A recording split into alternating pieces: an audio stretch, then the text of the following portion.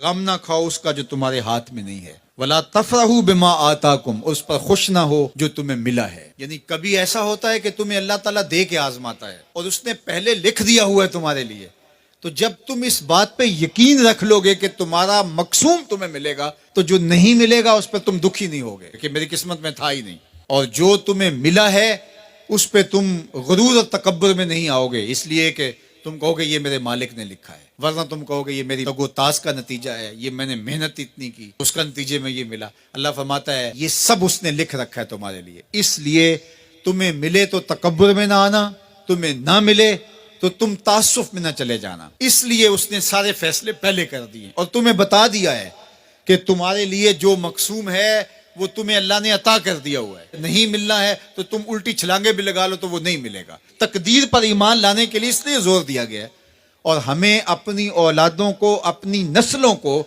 یہ چیز راسخ کرنی چاہیے کہ تقدیر پہ ایمان لائیں۔ اگر ہم اس میں کامیاب ہو جاتے ہیں تو وہ پریشان نہیں ہوں گے، دکھی نہیں ہوں گے، ٹینشن میں مبتلا نہیں ہوں گے۔ میں اپنی بات آپ کو 100 مرتبہ بتا چکا ہوں کہ میرے والد نے اس حوالے سے مجھے اتنا زور دیا، اتنی دفعہ کہا کہ اللہ نے تو جو کتوں کا لکھا ہے اس کو بھی ملتا ہے، تم تو پھر انسان ہو، اور جو قسمت میں لکھا ہے وہ مل کے رہے گا۔ اللہ اکبر۔ ہاں، ہمیں محنت کرنے کا کہا گیا، ہمیں تگ و تاز کرنے کا کہا، جد و جہد کا کہا گیا۔ شیخ سعدی فرماتے ہیں کہ ایک بندہ جا رہا تھا تو اس نے دیکھا کہ ایک شیر شکار کر رہا ہے، تو وہ ایک سمت ہو کے بیٹھ گیا۔ ایک لومڑی تھی جس کے پاؤں بھی نہیں تھے، ہاتھ بھی نہیں تھے، تو دل میں سوچا کہ مالک تو اس کو کیسے رزق دیتا ہوگا۔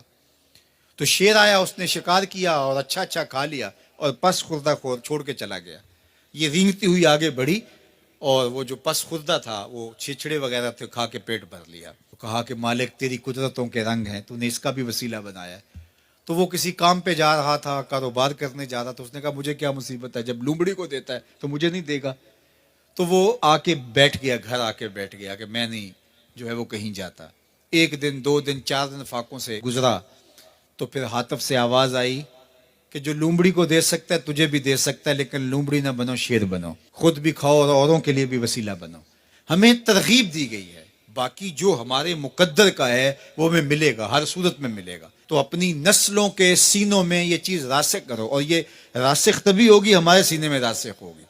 تو اللہ فرماتا ہے ہم کسی کو زیادہ دیتے ہیں، کسی کو تھوڑا دیتے ہیں، جو تمہارے مقدر میں تمہیں ملتا ہے، جو نہیں ہے نہیں ملتا، اور ہم نے پہلے لکھ دیا ہے۔ کیوں لکھ دیا ہے؟ کہ تمہیں جو ملا نہیں اس کی پریشانی نہ ہو کہ مجھے کیوں نہیں ملا، بھئی اللہ نے لکھا ہی نہیں تھا، بات ختم۔ اور جو ملا ہے اس پہ تم غرور میں نہ آ جاؤ کہ یہ مجھے ملا ہے، بھئی اللہ نے تمہاری قسمت میں لکھا تھا، اس میں تمہارا کیا کمال ہے، اس نے لکھ دیا تھا لہٰذا مل